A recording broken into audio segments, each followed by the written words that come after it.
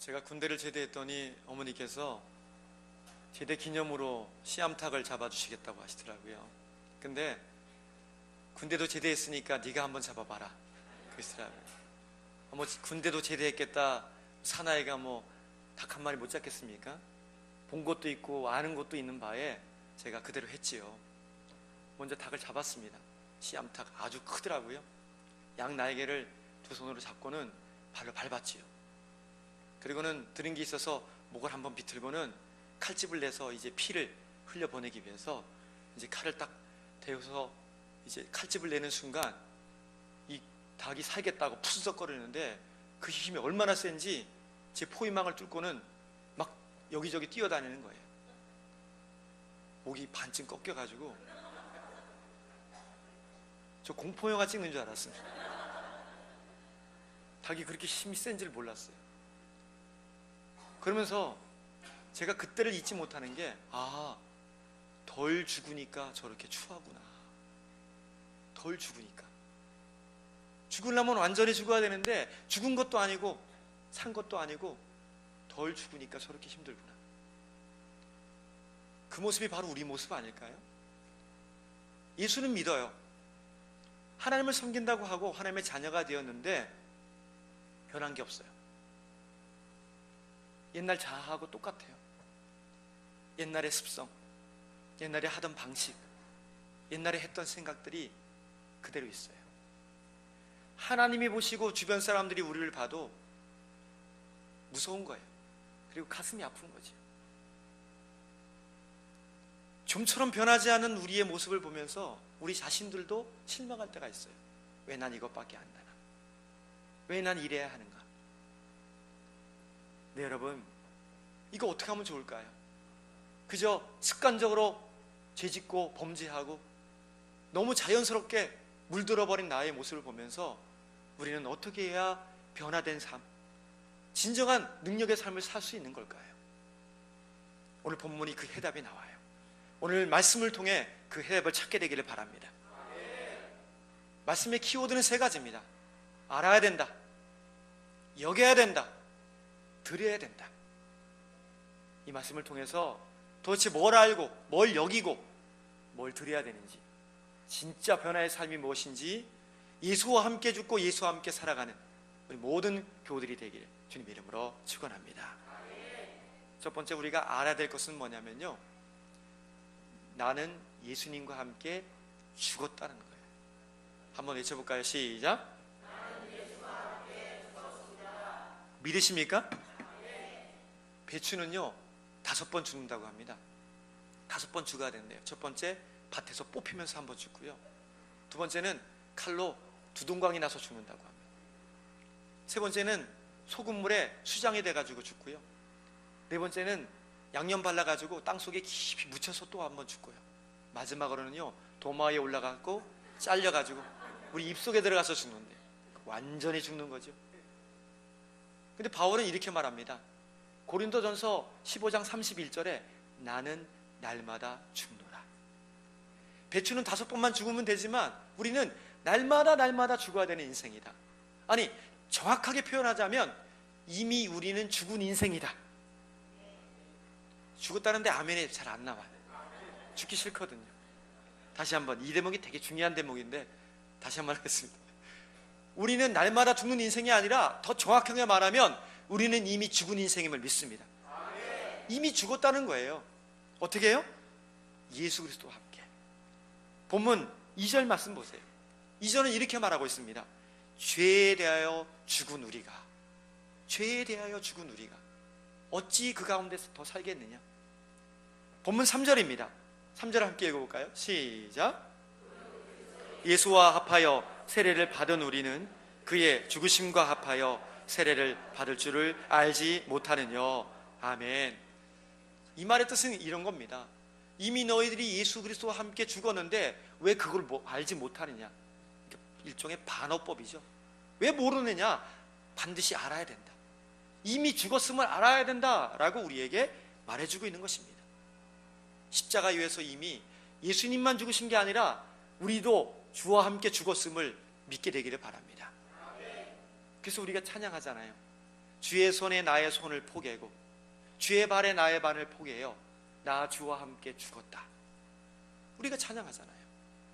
예수를 믿는 일은 내가 죽는 일이에요. 그리고 예수님이 사시는 일이에요. 여러분, 죽는 게 어떤 겁니까? 인간의 생물적인 죽음은요, 모든 것을 단절시킵니다. 부부 사이도 단절해 놔요. 이제는 더 이상 부부가 아닌 거죠. 사람과의 관계도 끊어집니다.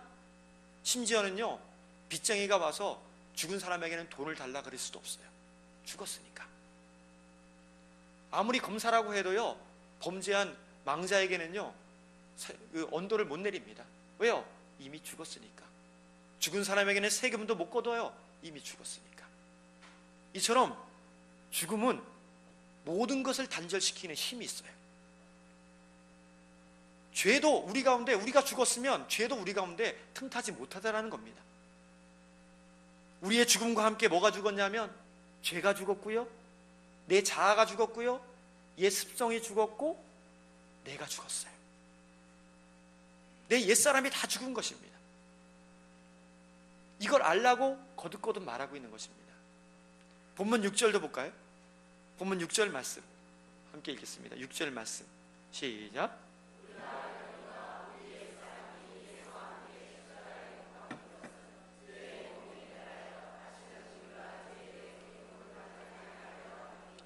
아멘. 우리가 죄에 대해서 죽었으니까 죄에 끌려다니지 않고 죄의 종로로 타지 않아도 된다는 거예요. 예수를 믿는 일은 죽는 일이라 그랬죠. 맞아요. 내 더러움이 죽고, 내 수치가 죽고, 내 아픔이 죽고, 내 습관과 죄악이 다 죽는 거예요.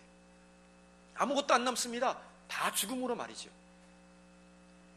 그래서 죽지 않을 때는 이리저리 흔들립니다. 유혹하면 여기에 유혹되고 이렇게 유혹되지만 한번 죽으니까 유혹을 못하는 거예요. 왜? 죽은 사람은 유혹할 수 없거든요. 근데 사탄은 자꾸만 우리에게 꼬드기죠. 네가 왕노릇해라. 네 자아가 왕노릇하고 네 마음대로 살고 네 멋대로 살고 네 몸이 원하는 대로 살아라. 그리고 나를 왕으로 섬겨라. 사탄이 우리에게 계속 꼬드기고 있는 게 바로 그거예요. 그 괴테가 말년에 쓴 파우스트라는 그 소설이 있는데요, 그 파우스트 박사가 거기서 마귀에게, 사탄에게 자기 영혼을 팔아버리는 얘기가 나와요. 파우스트 박사에게 나와서 이렇게 얘기합니다. 이 땅에서는 내가 너의 종로로 탈 테니까 죽으면 그 땅에, 그 나라에서는 네가 내 종로로 되라. 결국은 사탄에게 자기 영혼을 팔아버립니다. 나중에 앞을 못 보게 되고요, 죽게 됩니다. 여러분, 이게 마귀에게 끌려다니고 종로로 타는 아직 죽지 못한 우리의 모습이에요. 5톤이나 되는 이 코끼리를 아주 쉽게 요리하는, 길들이는 방법이 있대요. 코끼리가 어렸을 때에 코끼리 발목에다가 아주 굵은 쇠사슬을 묶어놓고 아주 기둥에다가 꽁꽁 매 놓는다는 거예요. 그러면 어린 코끼리가 이거를 벗어나기 위해서 몸부림을 친대요. 안간힘을 써도 안 되는 거예요. 하루 이틀, 1년, 2년 그렇게 길들여지기 시작하면요, 나중에 아주 가는 끈을 묶어놔도요, 그걸 끊지를 못한대요. 끊지를 않는데요. 심지어는 이미 쇠사슬이 풀려 있음에도 불구하고 쇠사슬이 묶여 있는 것처럼 살아간대요. 이게 얼마나 무서운 얘기입니까? 이게 학습된 무기력이라고 하는 거예요. 심리학적으로. 이미 자기는 묶여 있다고 여기고 사는 거지. 그러니까 끌려다니는 수밖에 없는 겁니다. 죄의 쇠사슬에 묶여 있는 사람이 제일 먼저 풀리고 싶다면 먼저 할 게 뭐냐면 이미 쇠사슬에서 풀려났다는 사실을 아는 것부터 시작해야 돼요. 이미 나는 쇠사슬에서 해방되었다. 죄의 몸에서 해방되었다. 나는 철저히 죽었다라는 것을 알아야 된다는 것입니다. 이걸 모르면 여전히 쇠사슬에 얽매여 살아가는 거예요. 죄의 종로로 타고 살아가는 거죠. 이전 분들은 다 아실 거예요. 조세형, 대도 조세형이라는 이름. 70년도부터 80년대까지 이분이 부잣집, 고위 권력층 집만 들어가서 금은 폐물을 다 모았어요. 그래서 어느 집에 갔더니 물방울 다이아몬드가 나온 거예요. 난리가 났어요, 나라가. 그래서 15년 동안 옥살이를 합니다. 그리고는 이 82년에 이제 나왔는데요. 82년에 체포돼서 15년 동안 옥살이를 했는데 98년에 나와가지고는 그때 감옥에서 믿은 예수를 이제 그분이 영접을 하고는 신앙생활을 하기 시작하고 여기저기 특강을 다니고 간증을 다니다가 군소교단에서 새 안수를 받고는 목사가 됐습니다. 그리고는 일본에 가서 2000년 일본에 신앙 간증을 갔는데 일본에서 절도 행각을 벌이다가 일본 경찰에게 붙잡혔어요. 3년 6개월 동안 옥살이를 합니다. 물론 이제 그게 감형이 돼가지고 귀국을 했는데 귀국을 해서도 남의 집에 무단으로 침입해서 들어가서 이것 때문에 문제가 발생을 하고 또 감옥살이를 합니다. 여러분, 분명히 조세용 씨가 예수를 믿었다고 했는데 은혜 받고 간증하고 돌아다녔는데 그건 뭘까요? 그건 거짓이었을까요? 왜 이런 일이 벌어진 줄 아십니까? 내가 죽었다는 사실을 몰라서 그래요. 내가 죽었다는 사실을 인정하지 않기 때문에 그런 것입니다. 우리도 언제든지 내가 죽지 않으면, 죽은 걸 모르면 안 죽은 사람처럼 살고요, 죽은 척하고 살고요, 죽지 못해서 바둥거리고 살 수밖에 없는 겁니다. 여러분, 빨리 이중생활 청산해야 됩니다. 내가 안 죽으면 이중생활 될 수밖에 없는 거예요. 이미 우리는 십자가에서 죽음으로 말미암아 죄에서 해방되었어요. 죄가 또아를 틀고 고개를 드는 순간 나에게 이렇게 말해주세요. 너는 죽었어. 너는 예수와 함께 이미 죽었어. 십자가에서 죽을 때 이미 너는 죽은 거야. 죽어야 하는데 아직 죽지 못하고 살아가는 종들이 있다면 죽었음을 인정하고, 죽어야 되는 게 아니라 이미 죽었음을 인정하고 주와 함께 다시 사는 모두가 되기를 주님의 이름으로 축원합니다. 이제 두 번째 단계는 뭐냐면요, 내가 죽었다는 사실을 알았다면 이제 그리스도와 함께 죽었으면 내가 그리스도와 함께 새로운 사람으로 여겨야 된다는 겁니다. 나를 새로운 사람으로 여겨야 돼요. 함께 외쳐볼까요? 시작. 한 번 더 시작. 11절 말씀 보겠습니다. 본문 11절입니다. 같이 읽습니다. 시작.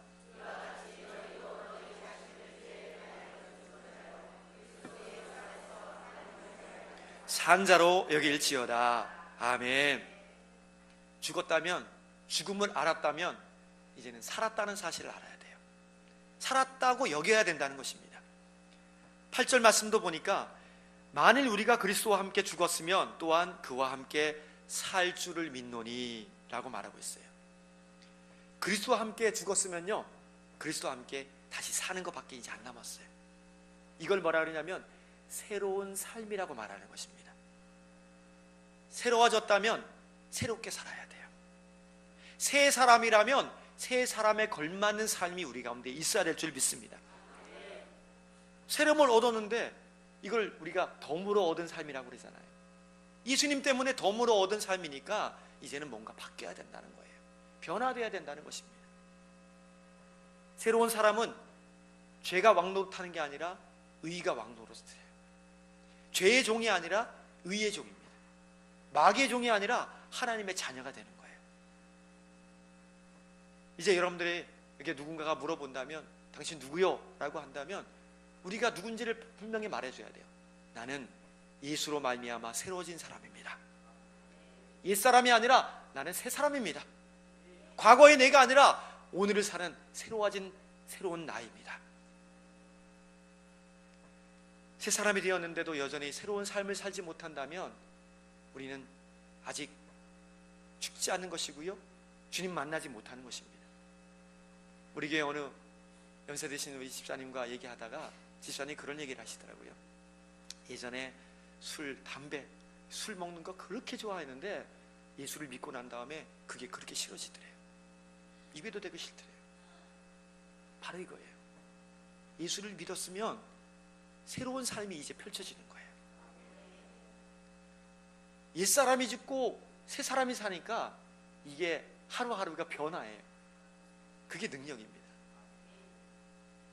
새로운 삶을 살았던 사람 중에 대표적인 사람을 뽑으라고 하면 바울을 뽑을 수 있죠. 바울은 예수 믿기 전에 그는 예수님을 핍박하던 핍박자였습니다. 저 사진이 아주 유명한 사진인데요, 이 바울이 그날도 예수 믿는 그리스도인들을 잡아서 옥에 가두기 위해 다메섹 도상으로 말을 타고 가다가 강렬한 빛을 보고는 저렇게 말에서 떨어집니다. 눈이 멀어버린 거예요. 다른 사람들은 멀쩡한데 바울만 저렇게 눈이 멀어버렸습니다. 그리고 음성이 들리죠.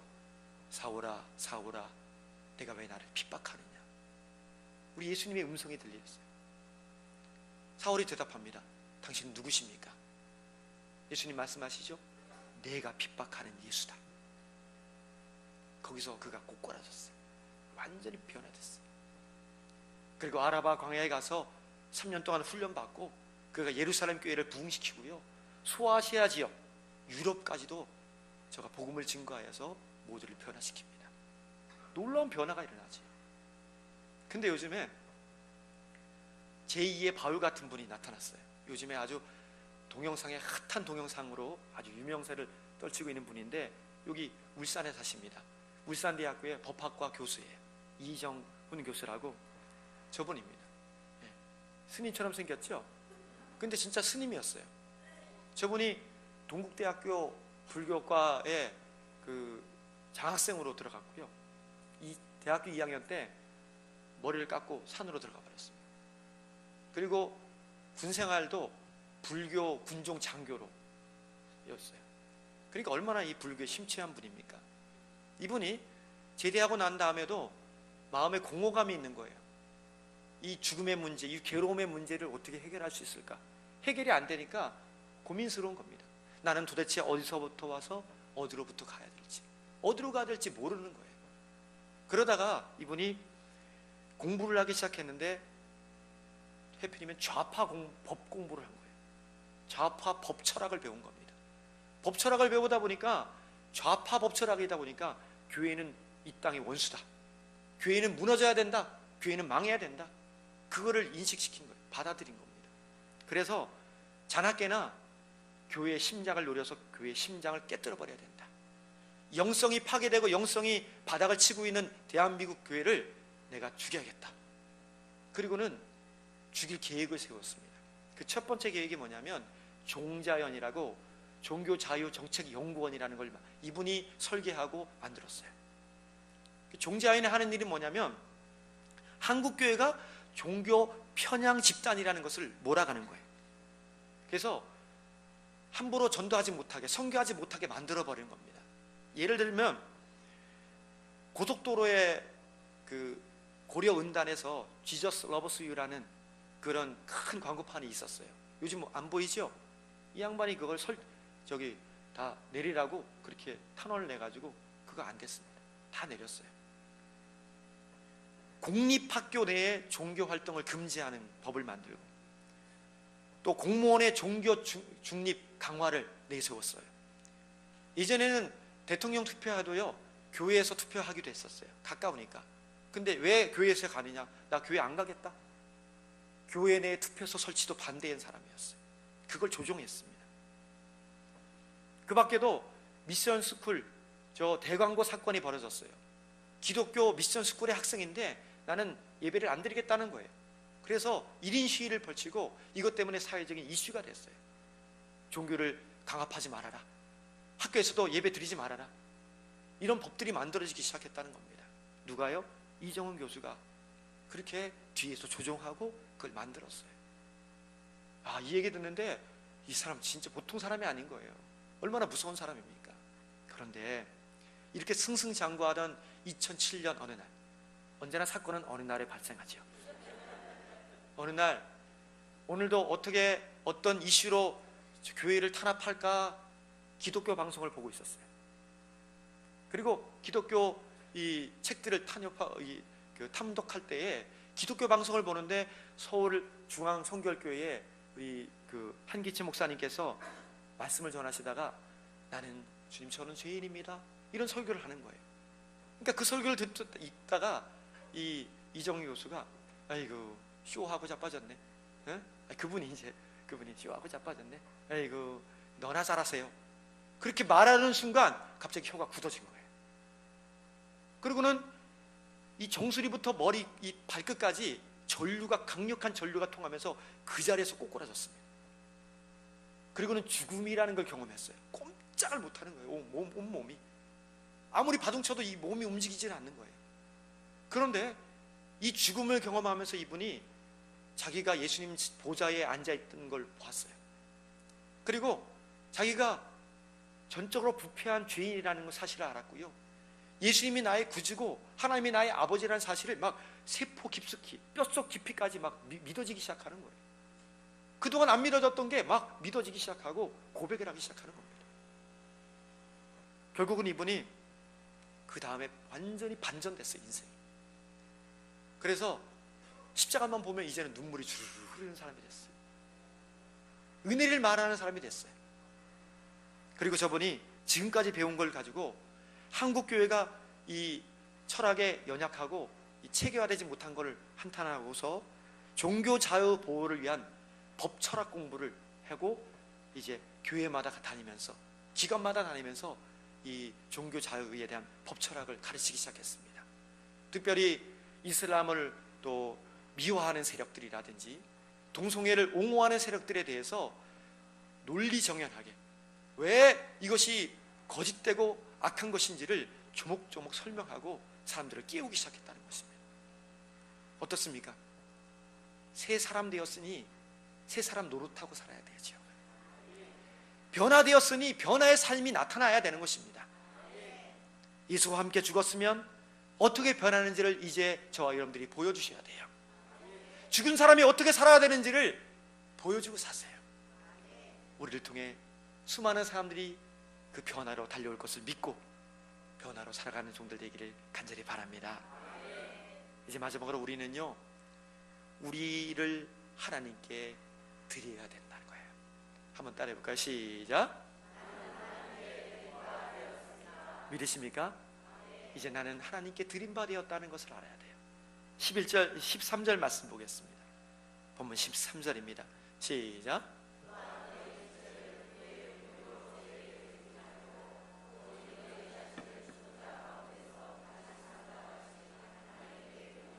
너희 지체를 의의 병기로 하나님께 드리라. 아멘. 저기 보면 불의의 병기와 의의 병기가 나와요. 근데 뭐가 병기냐면 전쟁에 쓰이는 모든 도구들이 다 병기인 거예요. 무기가 병기예요. 그런데 어떤 건 불의의 병기가 되고 어떤 건 의의 병기가 될까? 이거는 누구의 손에 붙잡히고 누가 쓰느냐에 따라 달라지는 거예요. 마귀가 사용하고 귀신이 사용하면 불의의 병기가 되는 거고요, 하나님 손에 붙들려서 사용되면 의의 병기가 될 줄 믿습니다. 그러므로 우리는 하나님 손에 들려야 돼요. 하나님, 저를 바칩니다. 하나님의 손에 붙잡혀서 하나님이 사용하여 주옵소서. 만일 우리가 마귀에게 끌려서 마귀의 도구가 된다면 이거는 마귀만 기쁘게 하는 것이고요, 하나님의 원수가 되는 것입니다. 이 땅에서 이 얼마나 많은 사람들이 마귀에게 끌려다니고 고통하고 있습니까? 마귀가 말합니다. 오늘도 내 종로로 타라고. 내가 너를 가장 귀한 것으로 부어주겠다. 네, 여러분 그거 속지 마세요. 우리는 하나님의 손에 붙잡힌 하나님만이 쓰시는 거룩한 도구요 의의 병기임을 믿습니다. 본문을 잘 보시면요, 본문을 보세요. 맨 끝절에 보니까 너희 지체를 의의 병기로 하나님께 드리라 그랬어요. 우리의 몸을 드리라고 하지 않고요, 우리의 지체를 드리라 그랬어요.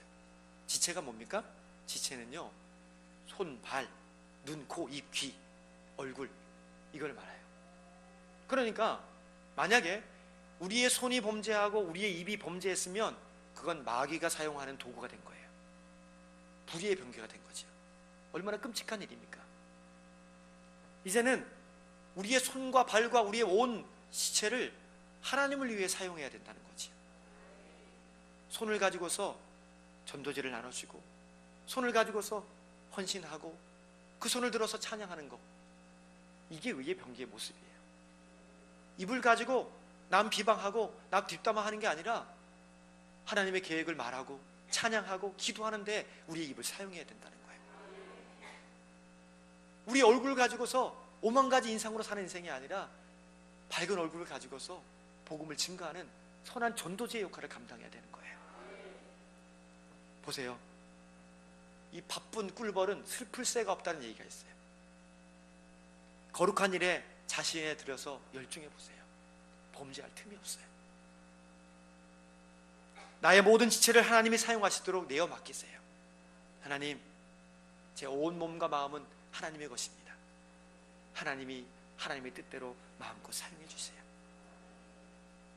마귀가 사용하지 못하도록, 우리의 손을 사용하지 못하고 우리의 입술을 사용하지 못하도록 하나님께 드려야 된다는 겁니다. 드린 것만이 남아요. 미국의 대문어였던 캐리라는 분에게 두 아들이 있었어요. 큰 아들은 조지, 둘째 아들은 윌리엄. 근데 이 두 아들은요, 머리가 좋아서 옥스퍼드 대학을 졸업한 수재들이었습니다. 아주 똑똑했어요. 명철했습니다. 근데 큰형은 국회의원이 됐어요. 국회의원. 그래서 국회의원과 함께 돈을 많이 번 부호가 됩니다. 정치적으로 이름이 아주 유명해졌죠. 근데 문제는 이 윌리엄이라는 아들이에요. 온갖 이 가족의 반대를 무릅쓰고 선교사로 지망을 한 겁니다. 나 선교사가 되겠다고. 그것도 인도 선교사가 되겠다고 말이죠. 가족들이 뜯어말리고 주변에서 뜯어말렸는데 인도 선교사로 가겠다고 윌리엄 캐리가 서울을 합니다. 여기서 나와야 되는데 저분이에요. 저렇게 생겼어요. 저분이 인도를 가는데요, 인도를 그냥 간 게 아니라 인도의 그것도 오지. 그래서 저분의 별명이 오지 선교사예요. 그리고 현대 선교의 아버지예요. 어마어마한 분입니다. 자, 역사는 저들을 어떻게 평가했을까요? 조지 형과 동생 윌리엄 어떻게 평가한지 아십니까? 대형 백과사전에 보면요, 저 윌리엄 캐리는 한 장 반을 할애해서 저의 선교의 사역을 꼼꼼하게 기록을 합니다. 언제 태어났고 언제 죽고 언제 무슨 일이 있는지. 그런데 저의 형 조지 그렇게 어떻게 평가한지 아십니까? 딱 한 줄, 윌리엄 캐리의 형. 윌리엄 캐리의 형 조지. 주와 복음을 위해 우리의 마음을 바치고 우리의 몸을 바치고 생명을 바치고 지체를 바쳤더니 세상도 인정해요. 세상도 알아줘요. 이제 여러분 우리가 어떻게 살아야 되는지 보이십니까? 이제 여러분을 통해 하나님의 영광 받으실 겁니다. 하나님이 쓰시는 사람은 세상도 두려워 떠는 사람들이고요, 사탄의 손에 끌려다니는 인생이 아니라 하나님이 귀하게 사용하시는 인생이라는 겁니다. 이제 결론을 맺습니다. 교회 여러분, 나는 이미 죽었음을 알아야 됩니다. 나는 새로워진 사람으로 여겨야 됩니다. 나는 하나님께 드림바 되었다는 것입니다. 나는 죽고 예수로 살아가는 저와 여러분과 교회가 되게